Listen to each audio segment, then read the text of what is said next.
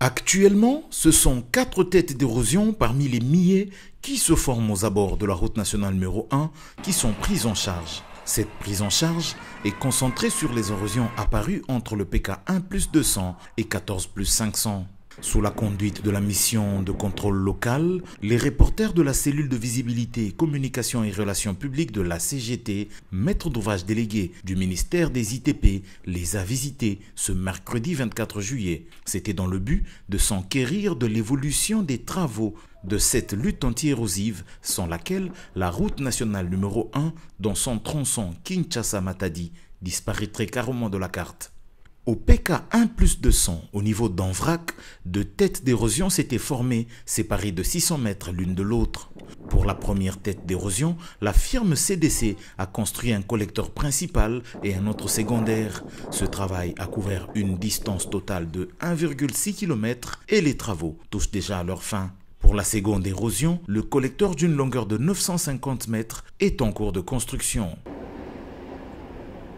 Au PK5 plus 050 à Mbenseke, l'entreprise SIC6 exécute les travaux d'aménagement de la voie d'accès au site érosif, de remblayage du bassin de rétention, de la fouille, de la construction du collecteur principal en maçonnerie de bloc plein, long de 1200 mètres, ainsi que la construction de quelques collecteurs secondaires.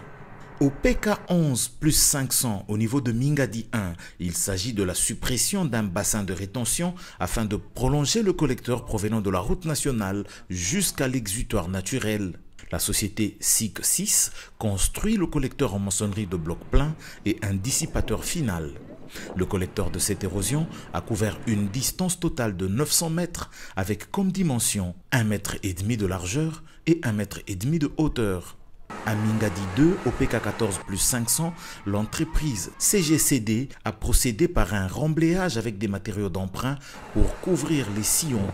Ensuite, elle a travaillé à l'ouverture de la voie d'accès, puis la fouille et la construction d'un collecteur long de 780 mètres en béton armé. Ici, nous sommes au PK 14, nous faisons le collecteur en voile de béton armé.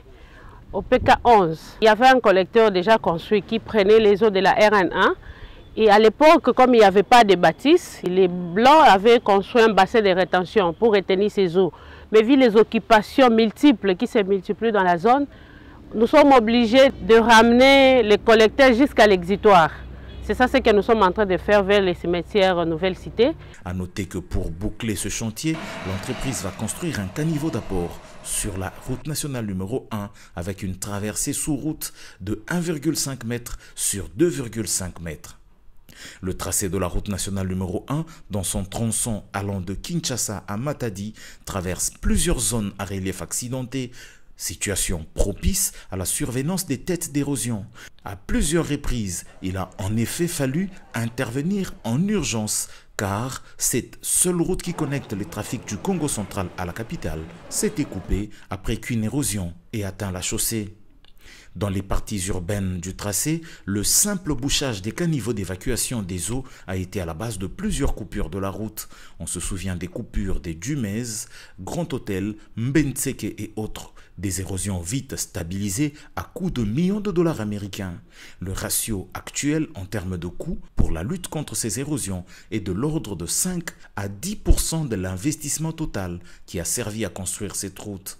Un ratio susceptible de s'améliorer fatalement au rythme de la survenance des têtes d'érosion. Il est donc impérieux qu'un bon civisme dans l'occupation des sols, dans la gestion des eaux de ruissellement, comme dans des ouvrages d'évacuation d'eau, s'installe dans le chef des riverains de cette route.